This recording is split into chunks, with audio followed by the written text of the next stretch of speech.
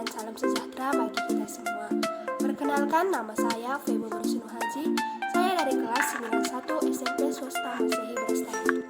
Di video kali ini, saya akan menjelaskan mengenai materi kita hari ini, yaitu mengenai perdagangan nasional. Setiap negara di dunia ini pasti memiliki potensi sumber daya alam yang berbeda-beda. Perbedaan potensi sumber daya alam tersebut pasti dipengaruhi oleh beberapa faktor, seperti luas daerah, perbedaan iklim, letak astronomis dan geografis negara tersebut, dan perbedaan ilmu pengetahuan dan teknologi. Suatu perdagangan tidak hanya dilakukan oleh suatu negara, melainkan antar negara juga yang sudah pastinya lebih oleh dua negara ataupun lebih oleh satu negara.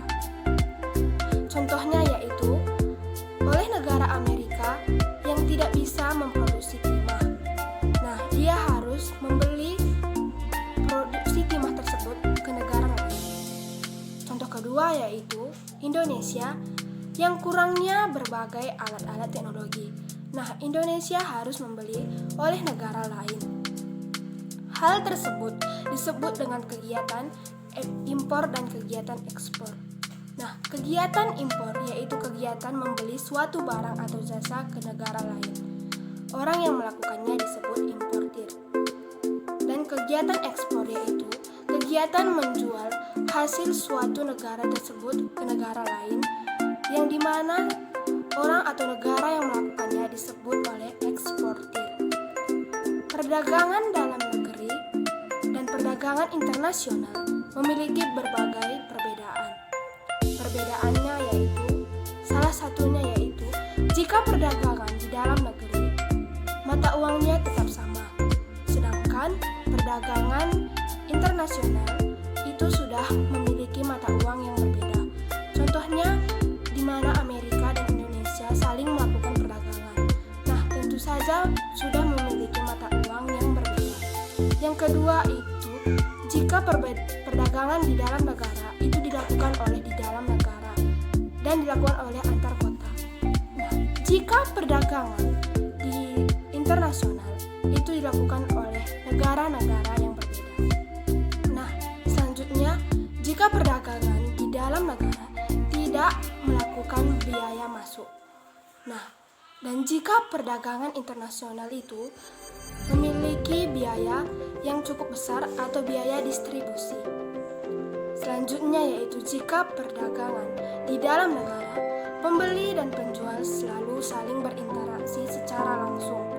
Nah, jika perdagangan internasional, pembeli dan penjual tidak melakukan interaksi secara langsung.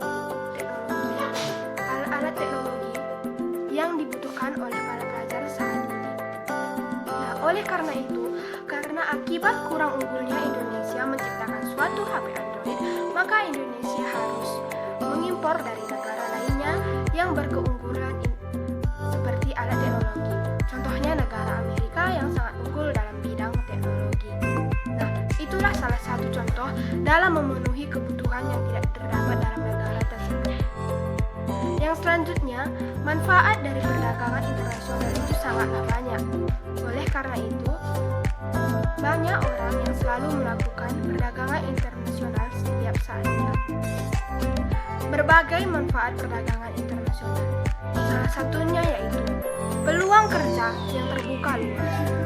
Kondisi tersebut pasti membutuhkan tenaga kerja, di mana pasti membutuhkan orang-orang yang melakukan hal impor dan hal ekspor. Nah, hal tersebut pasti membutuhkan tenaga yang kerja. Itu menjadi salah satu manfaat dalam perdagangan internasional. Yang kedua yaitu memperluas pasar dan meningkatkan pendapatan. Tingginya produktivitas akan meningkatkan pendapatan. Pendapatan tersebut dapat berupa berbagai devisa negara, karena hal-hal yang kita impor ke luar negeri pasti dapat menambahkan devisa negara dan meningkatkan produktivitas, menambahkan dana bagi negara tersebut yang melakukan penjualan ke luar negeri. Selanjutnya yaitu membuat hubungan baik antar negara. Hubungan baik antar negara tersebut terjadi karena adanya berpartisipasi dalam negara tersebut, adanya saling kontak sosial yang menyebabkan hubungan antar baik dalam negara tersebut. Contohnya yaitu negara-negara ASEAN yang saling mengirim atau saling mengekspor-impor.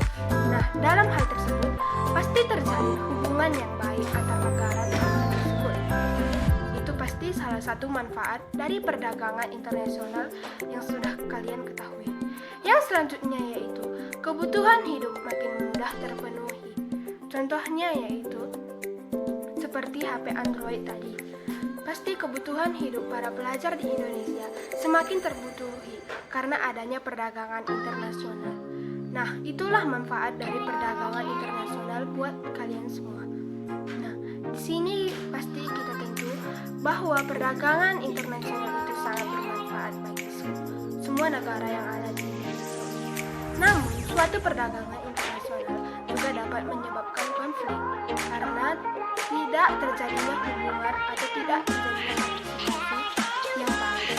Nah, oleh karena itu, kita harus menjaga hubungan antar negara dalam melakukan kegiatan ekspor dan impor harus tetap terjalin dengan baik.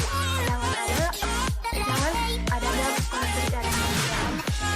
Nah, perbedaan sumber daya alam ini juga dapat memberikan efek yang baik bagi negara agar dapat menambahkan devisa negara atau dana satu negara dari perbedaan sumber daya alam tersebut.